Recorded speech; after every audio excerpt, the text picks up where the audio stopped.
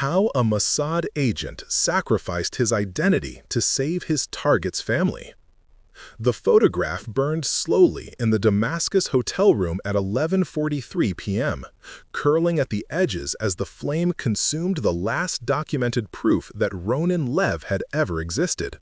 And as the smoke carried away his face, his name, and the 38 years had spent being Israeli, he understood with perfect clarity that some missions required you to kill not your target, but yourself. Wait before the next operation begins. If this mission already pulled you into the shadows, tell us where you're watching from. To stay inside the next secret, betrayal, or act of justice, subscribe and join the agency. Eyes open, back to the mission. How a Mossad agent sacrificed his identity to save his target's family. The photograph burned slowly in the Damascus hotel room at 11:43 p.m., curling at the edges as the flame consumed the last documented proof that Ronen Lev had ever existed. And as the smoke carried away his face, his name, and the 38 years he'd spent being Israeli, he understood with perfect clarity that some missions required you to kill not your target, but yourself. Wait before the next operation begins. If this mission already pulled you into the shadows, tell us where you're watching from. To stay inside the next secret, betrayal, or act of justice, subscribe and join the agency. Eyes open, back to the mission. Ronen held the burning photograph until the heat forced him to drop it into the metal wastebasket, where his passport, his driver's license, and every other document connecting him to his former life had already been reduced to ash. The hotel room smelled of smoke and the particular chemical signature of burning plastic, identification cards with their embedded security features releasing toxins as they decomposed. Outside, Damascus moved through its evening rhythms. Traffic on the street below, voices from neighboring rooms, the distant call to prayer from a mosque 6 blocks away. The city felt larger than it had 3 days ago, when Ronen had arrived with clear operational objectives and the absolute certainty that came from 18 years of executing missions exactly as planned. 3 days ago, his target had been alive. 3 days ago, Ronen's identity had been secure. 3 days ago, he'd believed that moral clarity in intelligence work meant distinguishing between legitimate threats and innocent civilians, and that as long as you only killed the former, the work remained defensible. Now his target was dead, his identity was burning, and Ronen was discovering that moral clarity dissolved. Now his target was dead, his identity was burning, and Ronen was discovering that moral clarity dissolved rapidly when you watched a 6-year-old girl cry over her father's body while soldiers searched their apartment for evidence that would justify sending the entire family to a Syrian military prison. The mission had been straightforward, in the way that Mossad's most sensitive operations were usually straightforward. Eliminate a high-value target, extract cleanly, leave no trace of Israeli involvement.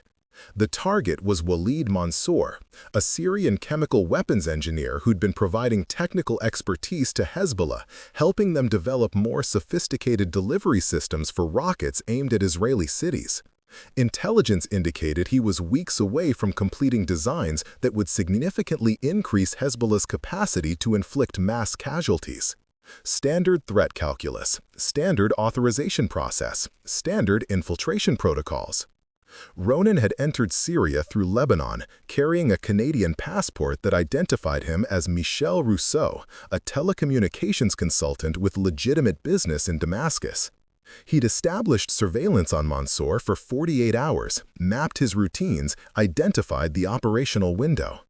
The elimination itself had been executed with textbook precision. Mansour walked the same route every evening, from his office at the Scientific Research Center to a cafe 3 blocks away, where he met colleagues for coffee and conversation about topics that Ronen's directional microphone captured from across the street. Technical discussions about detonation sequences and payload optimization, casual conversations about soccer and family, the ordinary mixture of mundane life and weapons development that characterized people who normalized their role in preparing for war. On the third evening, Ronan had been waiting in the alley behind the cafe. Mansour had taken his usual shortcut through the narrow passage, a habit born from 3 years of repetition, predictable in the way that made professional surveillance possible. Ronan had approached from behind, single, suppressed shot to the base of the skull. Mansour had dropped instantly, no sound except the soft impact of his body against cobblestones. Ronan had been gone in under 15 seconds, melting into the Damascus evening with the practiced invisibility of someone who'd learned to become unremarkable in hostile territories. Clean, professional, the kind of operation that would generate a brief intelligence report, a confirmation of mission success, and no meaningful complications. Except Mansour hadn't been walking alone. Ronan had known from surveillance that Mansour sometimes brought his daughter to the cafe, a breach of operational security that suggested either confidence in his own safety or simply the human desire to spend time with his child during breaks in his weapons development schedule. But the evening routine Ronan had mapped over 48 hours hadn't included the daughter. She'd been at school, at home, at a friend's apartment, never at the cafe, never walking through the alley where her father died. But that evening, she'd been there. 6 years old, dark hair, wearing a school uniform, holding her father's hand, as they walked through the alley, probably discussing something children discuss with their fathers, homework or friends, or the small concerns that feel enormous when you're 6.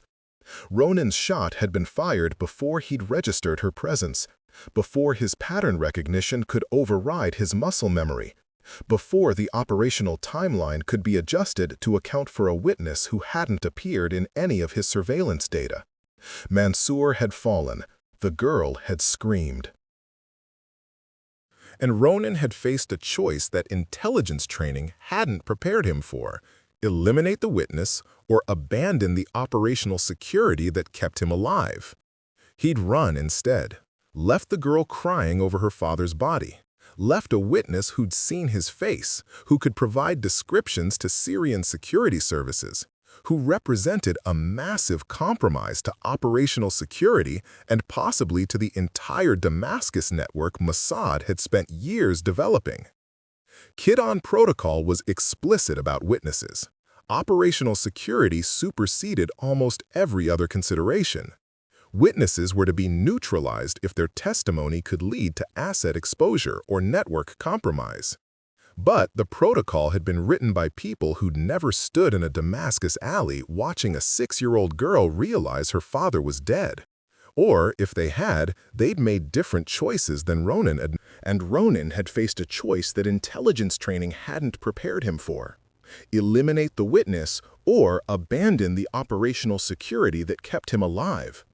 He'd run instead, left the girl crying over her father's body, left a witness who'd seen his face, who could provide descriptions to Syrian security services, who represented a massive compromise to operational security and possibly to the entire Damascus network Mossad had spent years developing.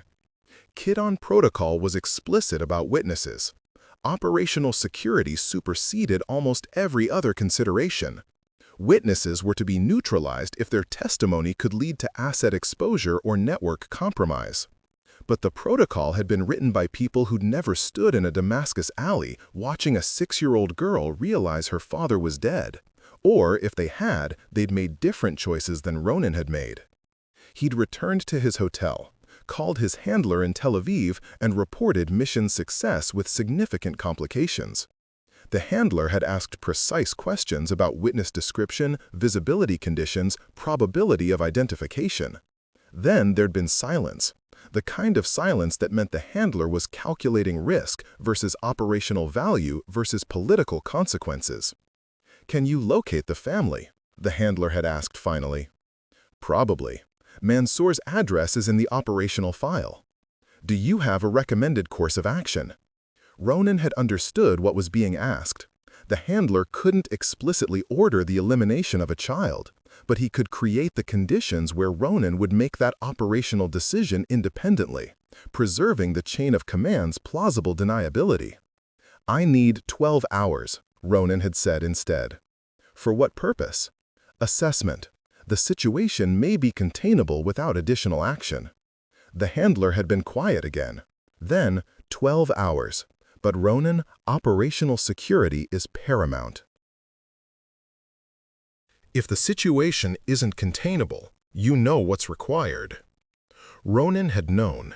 He'd known for 18 years, through dozens of operations, through the gradual moral acculturation that came from working in organizations where security requirements sometimes overrode humanitarian considerations. But knowing what was required and being willing to execute it turned out to be different categories when the requirement involved killing a child to preserve operational security. So Ronan had spent those 12 hours doing something that wasn't quite authorized and wasn't quite forbidden. He'd investigated the family, not for operational purposes, but for human ones, trying to understand who they were, what would happen to them, whether there was some way to contain the security breach without adding a 6-year-old. If the situation isn't containable, you know what's required. Ronan had known. He'd known for 18 years, through dozens of operations, through the gradual moral acculturation that came from working in organizations where security requirements sometimes overrode humanitarian considerations. But knowing what was required and being willing to execute it turned out to be different categories when the requirement involved killing a child to preserve operational security. So, Ronan had spent those 12 hours doing something that wasn't quite authorized and wasn't quite forbidden. He'd investigated the family, not for operational purposes, but for human ones, trying to understand who they were, what would happen to them, whether there was some way to contain the security breach without adding a 6-year-old girl to the ledger of casualties justified by national security. What he'd discovered had made everything worse. Mansour's wife was Layla, 32 years old, teacher, no political affiliations, no involvement in her husband's weapons work. She'd married him before he'd become significant to Hezbollah, before his technical expertise had made him valuable to organizations committed to Israeli destruction. By all available evidence, she was simply a woman who'd built a life with a man who happened to develop chemical weapons delivery systems in his professional capacity.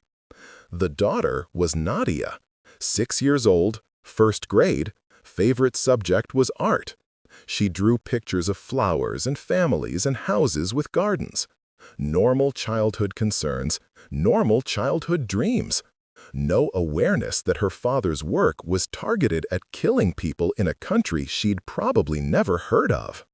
And there was a son, Kareem, 4 years old, too young for school, too young to understand why his father wouldn't come home from work anymore. A family, ordinary people connected to an extraordinary threat through marriage and biology, rather than ideology or choice. And now they were in danger because Nadia had witnessed her father's death. Syrian security services had responded with characteristic thoroughness. Within 6 hours of Mansour's death, they'd established that his killing was professional, execution style, precision weapon, no robbery or obvious motive except elimination of a high-value target. Within 12 hours, they'd connected it to Mansour's work on sensitive weapons programs. Within 18 hours, they'd begun interrogating family members about potential connections to foreign intelligence services. Ronan had monitored the situation through the Damascus network, local assets who could report on security service activity without drawing attention. What those assets reported had confirmed Ronan's worst projections. The Syrians suspected Israeli involvement. They were treating Mansour's family as potential collaborators, or at minimum, as sources of information about his routines and security measures. Layla had been questioned for 8 hours. The apartment had been searched. Nadia had been interviewed by interrogators who specialized in extracting information from witnesses who might be too traumatized or too young to understand the significance of what they'd seen. And Nadia had described the man in the alley. Not in detail, she'd been focused on her father, not on his killer, but enough to provide Syrian security services with a general description. European features, medium height, dark jacket, clean-shaven. The kind of description that would eventually be cross-referenced against hotel registrations and visa records and the surveillance systems that monitored foreign nationals in Damascus. The kind of description that would eventually lead to Michel Rousseau, telecommunications consultant from Canada, whose visa application and hotel registration would be scrutinized until someone noticed the irregularities that always existed in cover identities, no matter how carefully constructed. And once they identified Ronan, they'd track backwards to anyone he'd contacted, any Syrian nationals who'd provided support or information, any piece of the Damascus network that had facilitated his operation. Dozens of assets would be exposed. Years of intelligence work would be compromised. People who'd risked their lives to provide information to Israel would face arrest, interrogation, execution. The operational calculus was clear: eliminate the witness, contain the breach, preserve the network. The human calculus was different. A 6-year-old girl who'd already lost her father, who would now lose her life because she'd been in the wrong place at the wrong moment, because operational security required erasing every threat to the mission's success. Ronan had made his decision during hour 11 of his 12-hour assessment window. He couldn't kill Nadia, not to preserve operational security, not to protect the Damascus network, not even to prevent the compromise of assets whose exposure would likely result in their deaths. He couldn't do it, which left only one alternative: remove the family from Syrian custody before they could provide information that would lead to network exposure. Get them out of the country, relocate them somewhere the Syrians couldn't reach them, and in the process, ensure that Ronan's identity was so thoroughly compromised that he could never return to Israel, never operate as a Mossad officer, never be anything except a burned asset whose career and life were forfeit to save people who had no idea they were connected to the man who'd killed Nadia's father. It was an insane plan. It violated every principle of operational security. It prioritized the safety of enemy civilians over the protection of Israeli intelligence assets. It would end Ronan's career and possibly his life if Syrian security services caught him before he could extract the family. But it was the only plan that let Ronan sleep at night, and he'd discovered during those 12 hours of assessment that he valued sleep more than he valued operational success. He'd called his handler back at the end of the 12-hour window and reported that the situation was not containable through limited action. He'd recommended immediate extraction from Damascus before Syrian security services completed their identification of Michel Rousseau. "What about the witness?" the handler had asked. "Contained through alternative means." Specify. "I'd prefer not to discuss over this channel." The handler had understood the implication, that whatever Ronan had done to contain the witness situation couldn't be discussed on communication channels that were monitored and recorded, which meant it was either illegal, unauthorized, or both. "Exfiltrate immediately," the handler had ordered. "Debriefing when you're across the border. And Ronan, I hope whatever you did was worth it." Ronan had hoped so too. Instead of exfiltrating, he'd spent the next 18 hours executing a plan that had zero official authorization and would almost certainly end his career if anyone at Mossad understood what he was actually doing. First, he'd contacted a Syrian asset, a bureaucrat in the Interior Ministry who'd been providing visa information to Mossad for 6 years. Ronan had never met him personally, but the Damascus station chief had emergency protocols for direct contact when operational necessity overrode standard communication security. The asset's name was Hamza.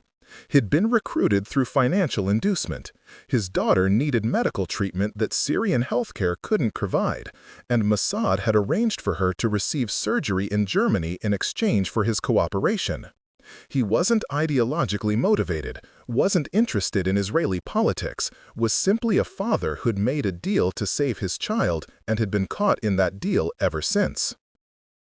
Ronan had understood exactly how that felt. They'd met in a parking garage at 3 a.m., both of them nervous in the way that came from violating protocols that existed for good reasons.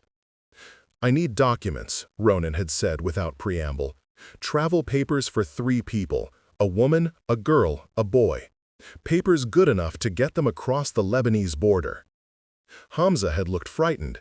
"That's not the kind of information I provide. I report on visa applications, foreigner registrations. I don't create documents."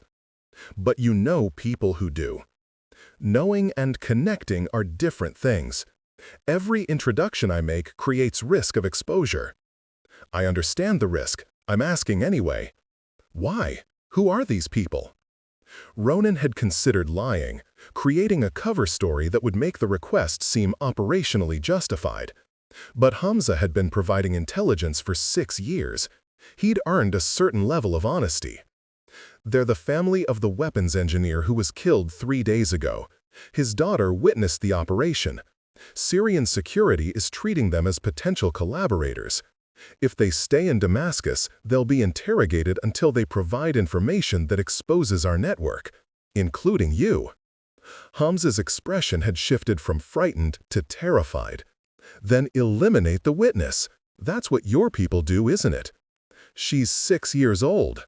So I'm not killing a 6-year-old child to preserve operational security.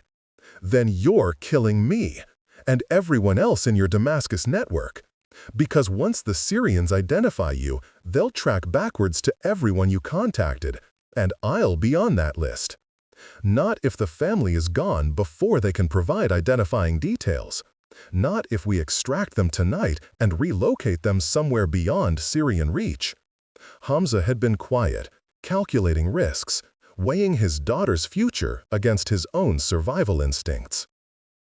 "If I help you," he'd said finally, "if I connect you with someone who can create the documents, you'll make sure my family is protected?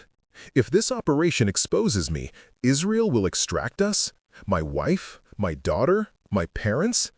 "Yes." "You're promising this? Officially?" "No. I'm promising it personally.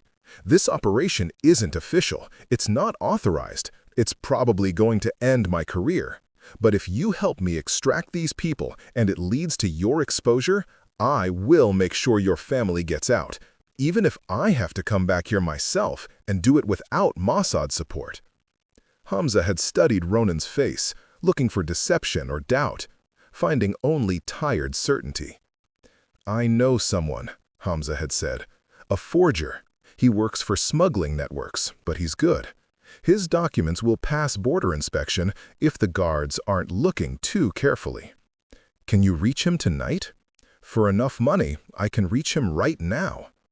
Ronan had handed over cash, euros, had been carrying for operational expenses, enough to commission documents and ensure Hamza's cooperation. Hamza had made a phone call, arranged a meeting, and 3 hours later, Ronan had been sitting in a basement workshop watching a 60-year-old man with magnifying glasses create travel papers that identified Layla Mansour as Fatima Hassan, Syrian refugee, traveling with her children to Beirut for family reasons. The documents wouldn't survive detailed scrutiny, but they'd be sufficient for a nighttime border crossing where guards were more interested in bribes than in verification. The second phase had been more dangerous, extracting the family from their apartment while under Syrian security surveillance. Ronan had watched the building for 6 hours, mapping the surveillance pattern.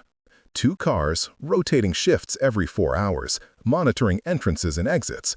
Not a hard surveillance. The Syrians weren't expecting the family to flee, just wanted to ensure they remained available for additional questioning.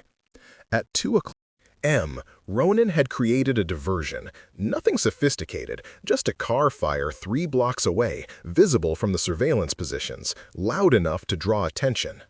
Both surveillance cars had repositioned to observe the fire, leaving a 12-minute window before they'd returned to station. Ronan had entered the apartment building through the service entrance, climbed 4 flights of stairs, and knocked on the Mansour family's door with the specific pattern Hamza had told him would identify him as someone Layla should trust. She opened the door 6 inches, chain still attached, face showing the particular exhaustion that came from 3 days of grief and fear and interrogations. Fatima Hassan, Ronan had said, using the name on the forged documents. You and your children need to come with me right now. In 12 hours, Syrian security services will arrest you for suspected collaboration with foreign intelligence. I can get you across the border before that happens, but you need to trust me and you need to move immediately. Who are you? Someone who wants to help. You're Israeli, not a question, an assessment. Does that matter? You killed my husband. Ronan hadn't denied it. Yes. And now I'm trying to save his family. I know those things don't balance. I know nothing I do will make his death justified or forgivable. But your daughter saw my face, and Syrian security will use her testimony to identify me. And once they do, they'll decide your entire family was involved in facilitating his death. You have maybe 18 hours before they arrest all of you. I can get you out tonight, but you need to decide now.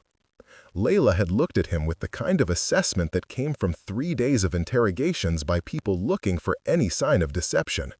Then she'd looked at Nadia, sleeping on a couch in the small living room, and at Karim, curled beside his sister. Where would we go? Lebanon first, then Turkey, then wherever you want that isn't Syria. And you want what in return? Nothing.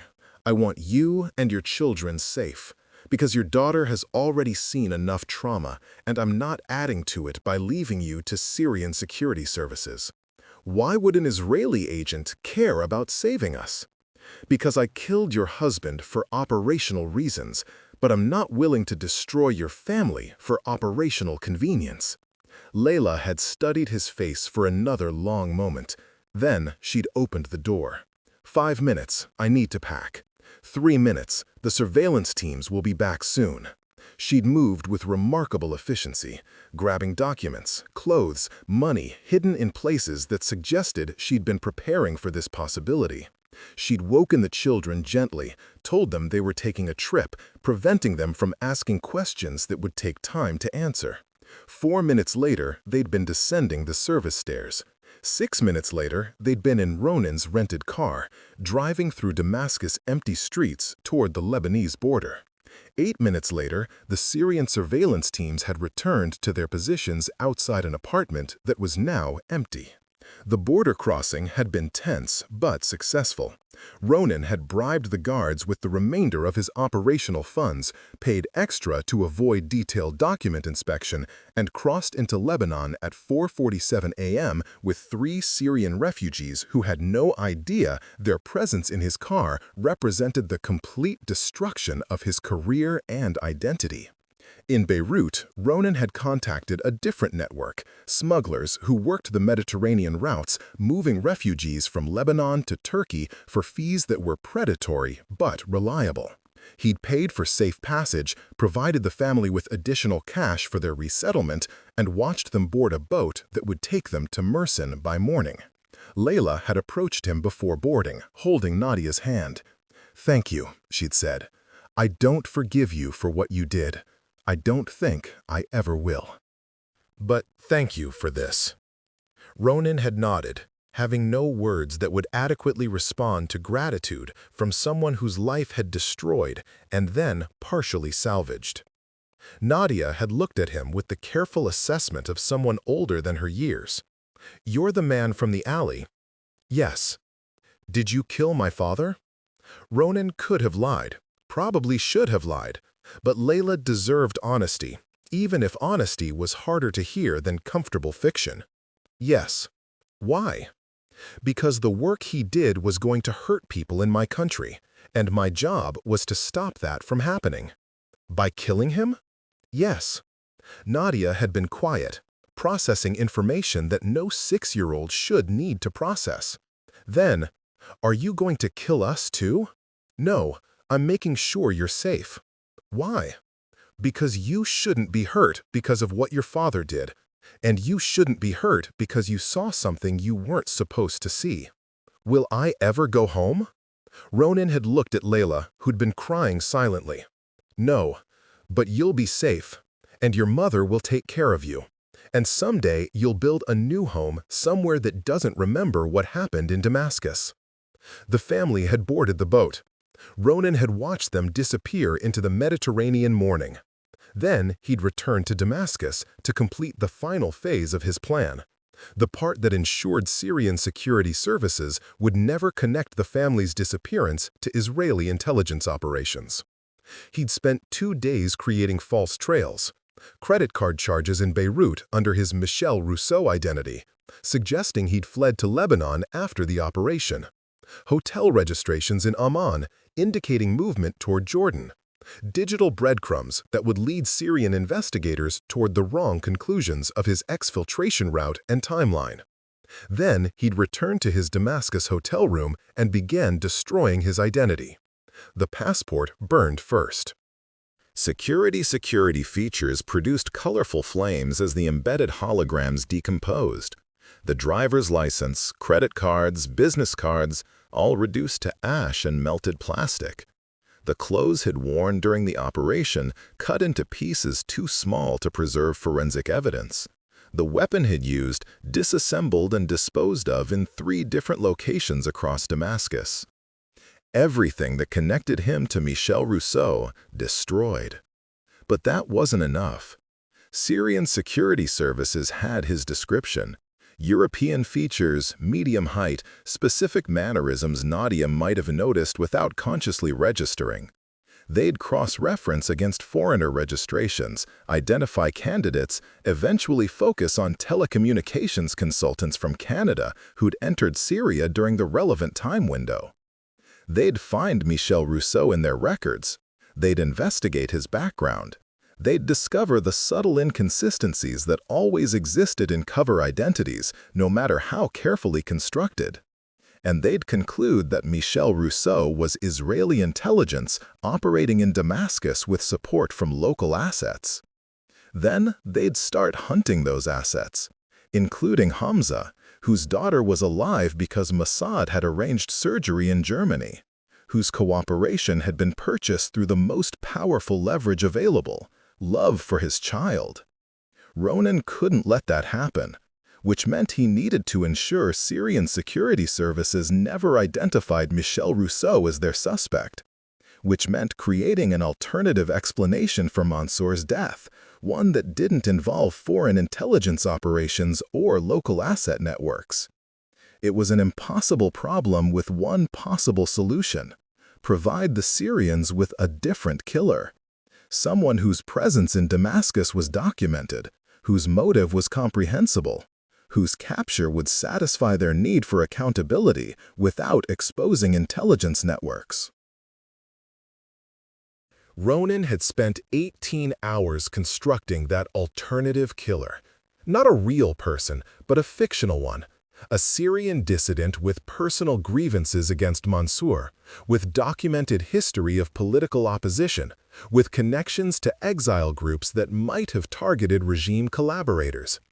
It was created digital evidence, social media posts threatening Mansour, communications suggesting planning and coordination. He'd planted physical evidence, surveillance notes in an abandoned apartment, photographs of Mansour's routine hidden where Syrian security services would find them during their investigation. And he'd created a body, a Syrian man who died 2 weeks earlier from unrelated causes, whose identity Ronan appropriated for his fictional killer, whose grave would be exhumed during the investigation, and whose remains would show evidence of having been in Damascus at the time of Mansour's death through carefully falsified hotel records and taxi receipts. It was intricate, risky, and depended on Syrian investigators following the evidence trail Ronan had constructed, rather than the actual trail that led to Israeli intelligence operations. But it was the only plan that protected both the Damascus network and the family Ronan had extracted. The final component required destroying his own identity, not Michel Rousseau's, but Ronan Lev's.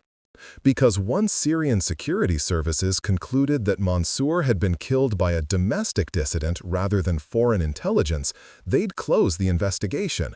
But they'd maintain surveillance on the family for months, maybe years, watching for any indication that the official narrative was incorrect. If Layla or Nadia ever suggested they'd been helped by an Israeli agent, if they ever mentioned being extracted across the Lebanese border, if they ever provided details that contradicted the dissident narrative, Syrian security would reopen the investigation with renewed focus on foreign intelligence involvement. The only way to ensure they never revealed those details was to ensure they couldn't. Not through threats. Ronan wasn't going to terrorize a widow and her children into silence, but through transformation of his own identity, making himself literally untraceable, ensuring that even if they wanted to tell their story, they'd have no way to identify the Israeli agent who'd helped them, which meant Ronan Lev had to die. Not literally, but practically, effectively, in every way that mattered to Israeli intelligence services and Syrian security services and the geopolitical machinery that turned individual lives into operational variables. He'd recorded a final message to his handler explaining what he'd done and why, accepting full responsibility for operational security breaches, recommending against any attempt to extract or contact him.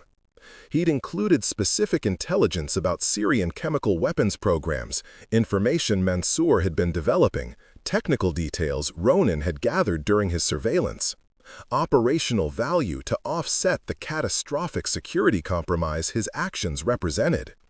Then he destroyed the recording equipment, burned his final identification documents, and walked out of the Damascus hotel as a man with no name, no country, no past that could be documented or traced. He had money, cash he'd been careful to maintain separate from Michel Rousseau's financial trail. He had skills, languages, operational training, the ability to disappear into populations that asked few questions about men who appeared from nowhere. He had contacts, not Mossad contacts, but the kind of gray market facilitators who existed in every Middle Eastern city, people who could provide documents or transportation or silence for appropriate payment. What he didn't have was identity, not Israeli, not Canadian, not Syrian. Just a collection of scars and memories and the bone-deep exhaustion that came from 18 years of operational service, followed by a 72-hour mission that had required him to abandon everything he'd built. Ronan walked through Damascus for the last time, studying the city with the attention of someone who might never see it again. Ancient architecture alongside modern construction, 3,000 years of history compressed into neighborhoods where empires had risen and fallen, and human beings had continued living through all of it. He thought about Walid Mansour, who'd developed weapon systems designed to kill Israelis, who'd been a legitimate target by any operational calculus, but who'd also been a father walking through an alley with his daughter, making whatever plans fathers made about homework and dinner and the small details that constituted normal life, even while developing technology for mass violence. He thought about Nadia, who'd seen her father die, who'd been displaced from her home and her country because her presence created operational complications that couldn't be managed through standard protocols. He thought about Layla, who'd lost her husband and her life in Damascus, who'd been given a chance at survival by the man who'd killed her husband, who would spend years trying to reconcile those contradictions into something her children could understand when they were old enough to ask the questions that had no comfortable answers. And he thought about himself, Who he'd been when he'd entered Syria 4 days ago. Who he'd become through the process of executing a mission that had forced him to choose between operational security and human decency, between career preservation and moral clarity he could live with. Ronen Lev, Mossad operations officer, had died in that Damascus alley alongside Walid Mansour. What remained was someone else. Someone without documentation or authorization, or the comfortable certainty that came from serving institutions that handled moral complexity through carefully constructed protocols. He reached the bus station at dawn, purchased a ticket to Aleppo using cash and a name he'd invented that morning, and climbed aboard a vehicle that would take him north toward Turkey, toward the kind of refugee streams where a man without papers could disappear completely. The bus was crowded, families displaced by Syria's endless conflicts, young men seeking opportunities that didn't exist in their villages, women traveling for reasons they didn't discuss with strangers. All of them carrying the particular weariness that came from lives interrupted by forces beyond their control. Ronen fit among them perfectly, just another person without a clear destination, carrying the weight of decisions he couldn't undo and didn't entirely regret. As Damascus receded behind the bus, Ronen allowed himself one final thought about the life he was leaving. 18 years of service, dozens of operations, threat assessments and elimination protocols, and all the careful machinery that turned moral questions into operational procedures. He'd been good at it, exceptionally good, which was why the contradiction hurt so much. That being good at the work had required becoming someone who could execute a man in an alley without hesitation, and becoming someone better required abandoning the work entirely. The bus crossed into Turkey at noon. Ronen's forged documents passed inspection through a combination of bribery and border guard indifference.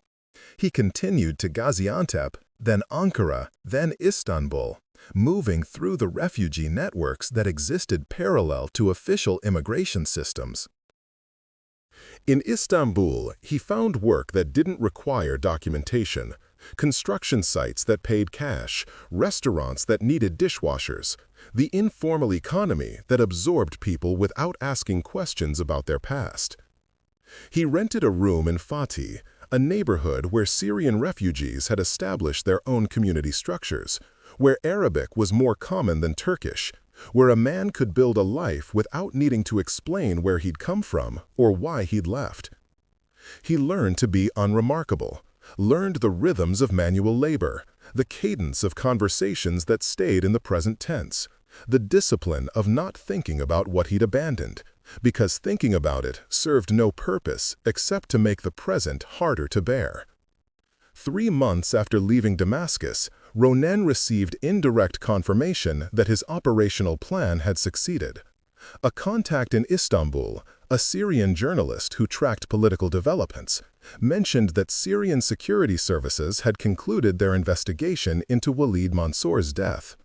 The official narrative blamed a domestic dissident with political grievances, a man whose body had been exhumed, and whose association with exile groups had been documented through evidence found in Damascus. The family hadn't been mentioned. Their disappearance had been noted but not investigated. Just another Syrian family displaced by the country's endless instability, their departure unremarkable in a nation where millions had fled. Which meant Layla, Nadia, and Karim were safe, which meant Hamza's cooperation hadn't been exposed, which meant the Damascus network remained operational, still providing intelligence about Syrian weapons programs, still protecting Israeli security through methods that required men like Hamza to risk everything in silence. And it meant Ronen's sacrifice had achieved its purpose. Operational security preserved through the destruction of his own identity rather than through the elimination of a 6-year-old witness. He'd never know if it was worth it. Never know if the choice he'd made in that Damascus alley, The choice to spare Nadia instead of following protocol had been morally correct or operationally catastrophic. Never know if the man he'd become in Istanbul was better or worse than the man he'd been in Tel Aviv.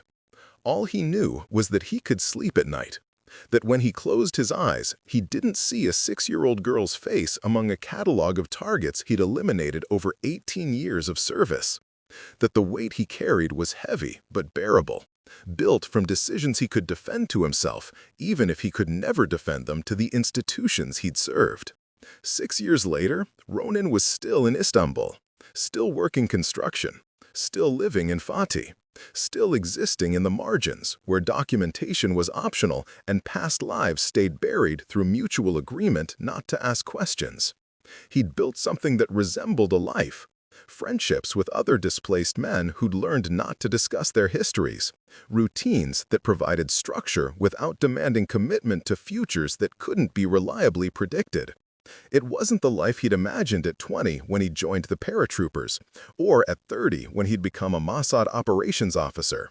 But it was a life he could live without constantly calculating threat assessments or planning elimination protocols or weighing Israeli security against human costs. Sometimes he thought about his family, parents who believed he died during a classified operation, siblings who'd grieved at a funeral that had buried an empty coffin.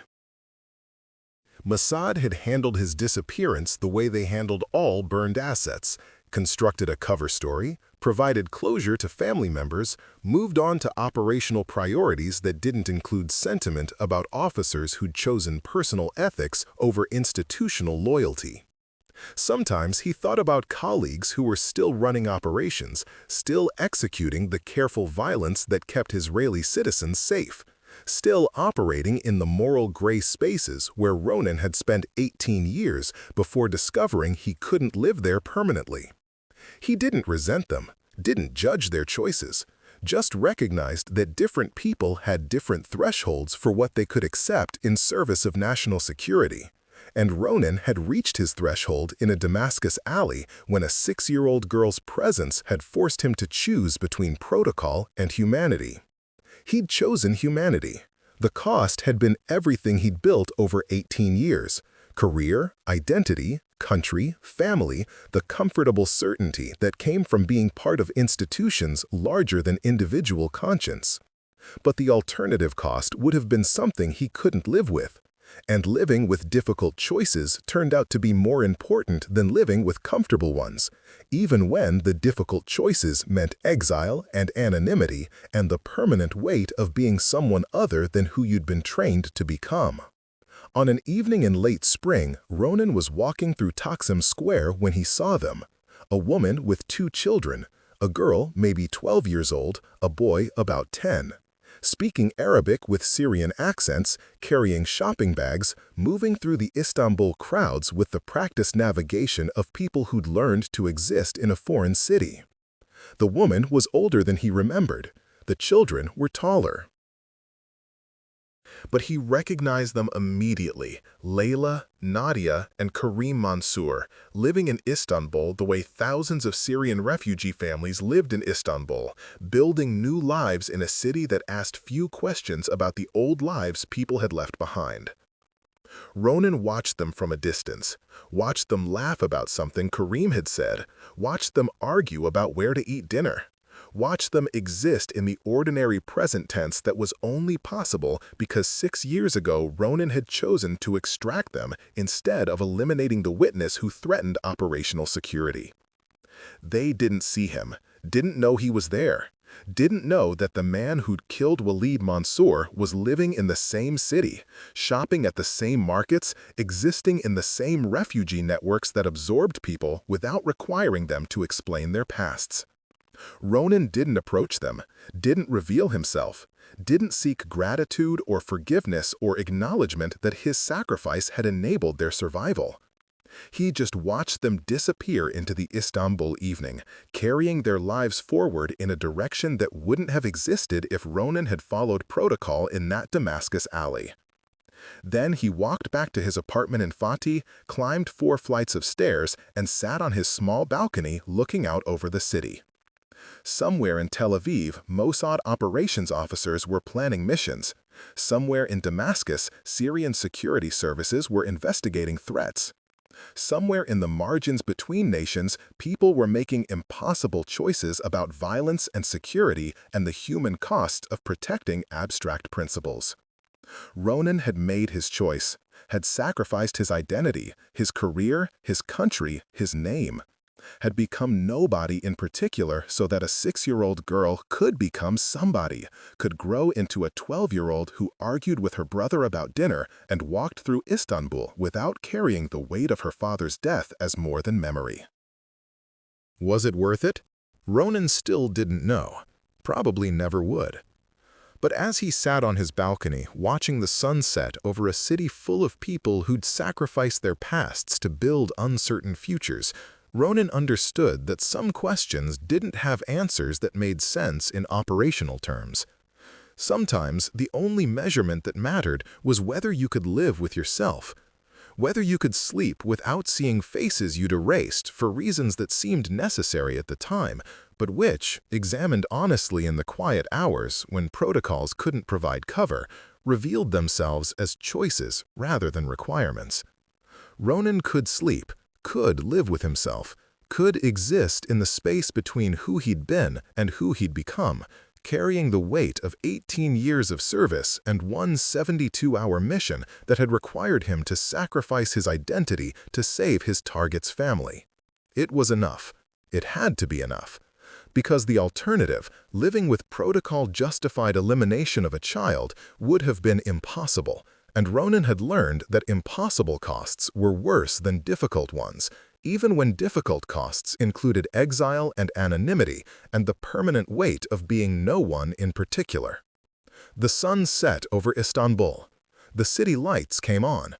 Ronan remained on his balcony, another displaced person in a city full of displaced people, all of them carrying their pasts in silence while building futures from whatever materials remained after sacrifice and loss and the impossible choices that defined what it meant to be human in places where humanity was tested against institutional requirements.